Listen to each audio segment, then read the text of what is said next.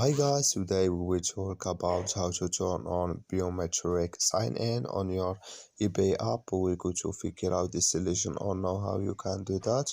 All you have to do to turn on this mark or know how you can do that, just go up here, you click here on app in this mark, then it's going to show for you window like this, and you just go down here. So it's going to show for you like this, you just go down and you come here to settings, you just click here on settings, then it's going to take you to next window here, and you just click here on sign in and security here, then you come to next window here and you come here to uh, biometric sign in, you click here on this mark, and like you say color show for us, that's mean biometric sign in, it's on now.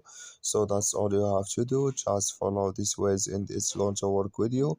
Thank you for your watching, don't forget to support us by like and subscribe.